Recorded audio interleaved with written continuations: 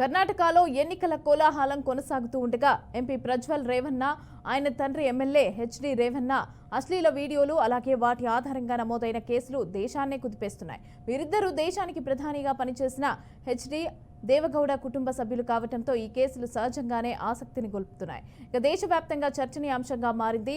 ఈ నేపథ్యంలో దర్యాప్తు వేగవంతం చేసిన సిట్ మాజీ పీఎం దేవగౌడ నివాసంలో ప్రజ్వల్ తండ్రి ఎమ్మెల్యే హెచ్డి రేవన్నని అరెస్టు చేసింది. ఇక కిడ్నాప్ కేసులో అతన్ని అరెస్టు చేశారు. ఇక విదేశాల్లోకి వెళ్లిన ప్రజ్వల్ రేవన్నను తిరిగి దేశానికి రప్పించేందుకు సిట్ కోర్టును ఆశ్రయించింది. కోర్టు ఆదేశాలు ఇస్తే ప్రజ్వల్ రేవన్న తిరిగి రాగానే అరెస్టు చేసే అవకాశం ఉంది. ఇక ఇప్పటికే ప్రజ్వల్పై రెండోసారి లుకౌట్ నోటీసులు జారీ చేసినట్లు రాష్ట్ర హోంమంత్రి పరమేశ్వర వెల్లడించారు.